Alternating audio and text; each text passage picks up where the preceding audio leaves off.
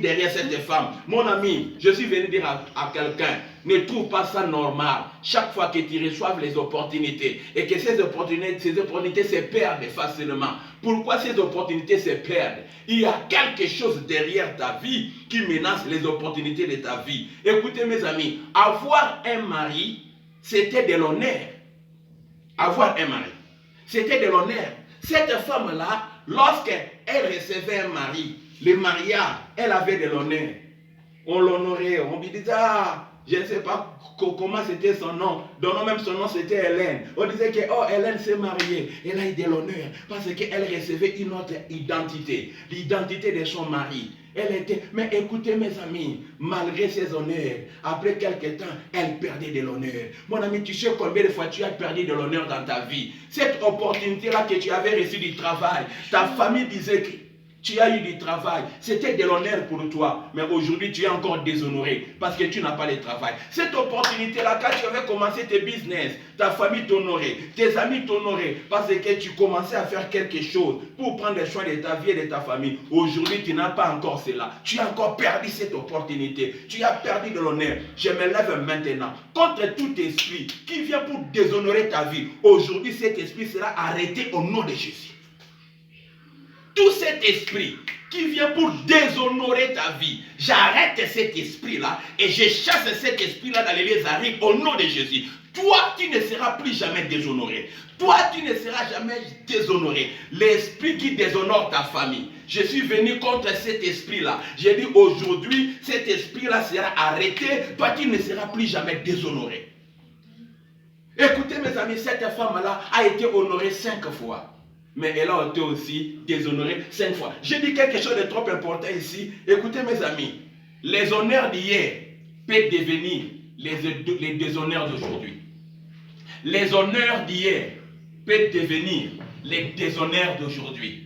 Lorsque cette femme, elle était honorée par son mariage, le mariage était un honneur. Mais quand elle a perdu ce mariage, ça est devenu les déshonneurs. Les honneurs d'hier peuvent devenir les déshonneurs d'aujourd'hui. Il y a des gens qui étaient ministres hier, mais aujourd'hui ils ne sont rien dans la société. Aujourd'hui ils ne font rien dans la société. Aujourd'hui ils n'ont rien dans la société. Et leur honneur d'hier est devenu leur déshonneur. Quand les gens leur parlent, ils disent que celui-là vous ne savez pas, il était un ministre. Celui-là vous ne savez pas, elle était mariée. Celui-là vous ne savez pas, il travaille dans telle compagnie. Mais aujourd'hui voilà ce que les honneurs d'hier peuvent devenir les déshonneurs d'aujourd'hui. Alors, qui est derrière les déshonneurs de votre vie? Qui est derrière? Qui est derrière les déshonneurs de votre vie? Qui fait que vous puissiez perdre les honneurs dans votre vie? Écoutez mes amis, qui est derrière? Il y a un esprit derrière. Il y a un esprit derrière. Regarde bien ta famille. Tous ceux qui étaient frères et sœurs ont reçu dans la vie. Il y a d'autres personnes qui n'ont reçu qu'une seule fois cette opportunité. Et leurs familles ont changé. Leurs vies ont changé. Écoutez mes amis, mais cette femme a reçu 5 opportunités. 5 opportunités. Elle a tout perdu. Mon ami, le mari est synonyme de la protection. Le mari est synonyme de la protection. Cette femme a reçu 5 fois l'opportunité d'être protégée. Et 5 fois aussi, elle a perdu la protection. Lorsqu'elle a perdu cette protection, sa vie devenait vulnérable. À chaque fois, mon ami, elle perdait cette opportunité de la protection de son mari. Beaucoup de gens aujourd'hui, leur vie est devenue vulnérable. Pourquoi? Parce qu'ils ont perdu les opportunités. La protection qui était dans leur vie. Le mari est symbole de la provision, le pourvoyeur. Quand elle recevait un mariage, c'était la provision qui lui a été donnée. Dieu lui donnait un homme pour pourvoir à sa vie. Un mari, c'est un pourvoyeur. Mais cette femme-là, 5 fois, elle a perdu la provision. L'homme qui devait pourvoir à sa vie, l'homme qui devait pourvoir à sa vie, elle perdait cela. Pourquoi? Parce qu'il y avait un esprit derrière sa vie. À chaque fois qu'elle recevait, cette fille-là venait pour détruire la bénédiction, venait pour détruire les bienfaits de Dieu, venait pour détruire 5 fois. Mon ami, le mari est symbole aussi de donneur de la sémence. Donneur de la sémence. Oui, parce que c'est le mari qui donne la sémence. Mais cette femme-là, on n'a pas donné un record si elle avait des enfants. Peut-être elle n'a pas eu des enfants. Pourquoi? À chaque fois qu'elle recevait un mari qui pouvait lui donner une sémence, mais elle perdait cela. Ah, je ne sais pas qui est derrière ta vie. Je ne sais pas qui veut t'empêcher. Afin que ta vie change, afin que ta vie soit bénie. Aujourd'hui, je suis contre cet esprit-là. Mon ami, cet esprit-là sera anéanti au nom de Jésus. Aujourd'hui, tu vas vaincre l'esprit qui combat les opportunités de ta famille, l'esprit qui combat les opportunités de ta vie, l'esprit qui sont là derrière ta vie pour combattre tes opportunités. Aujourd'hui, ces esprits seront arrêtés au nom de Jésus. Seront arrêtés au nom de Jésus. Cette femme-là, quand vous lisez bien, cette femme-là, elle a perdu toutes ses opportunités. Tout ça, c'était le travail de l'ennemi. C'était le travail de l'ennemi. Le verset 18 nous montre ça très bien. Le verset 18, Jésus dit à cette femme-là, elle a dit à cette femme-là, celui que tu es avec lui maintenant, l'homme que tu es avec lui maintenant, ce n'est pas ton mari. L'homme que tu es avec toi maintenant, ce n'est pas ton mari. Mon ami, celle qui recevait, celle qui était dans les mariages, celle qui avait le mari, mais cette fois-là, ce n'était pas un mari. Ce n'était pas un mari. Pourquoi? Parce que l'esprit de recevoir et de perdre, ou esprit ancestral, peut vous pousser à accepter l'inacceptable. Peut vous pousser à accepter l'inacceptable. Comme elle perdait le mari, elle n'avait pas le choix. Elle n'avait plus le choix. Elle est allée accepter un homme qui n'était pas son mari.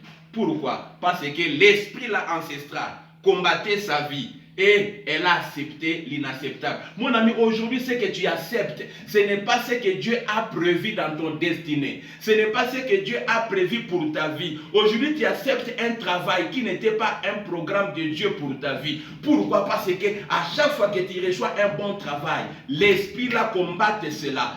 Combattre cette opportunité. Aujourd'hui, tu fais ce que tu ne devrais pas faire. Aujourd'hui, tu vis dans la vie que tu ne devrais pas vivre. Pourquoi? Parce que tu dois accepter l'inacceptable. Tellement qu'elle perdait le mariage, elle a maintenant accepté ce qu'elle ne devait pas accepter. Pourquoi? Parce qu'il y avait un esprit ancestral. Quel a été le problème de cette femme samaritaine?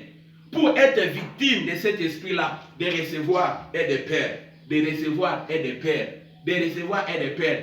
Son problème que nous voulons traiter aujourd'hui, ça se trouve dans le verset 20. Ça se trouve dans le verset 20 de Jean 4. La Bible dit ceci, cette femme-là a dit à Jésus, nos pères ont adoré sur cette montagne. Mon ami, le problème de cette femme-là, c'était nos pères, nos ancêtres, elle voulait dire.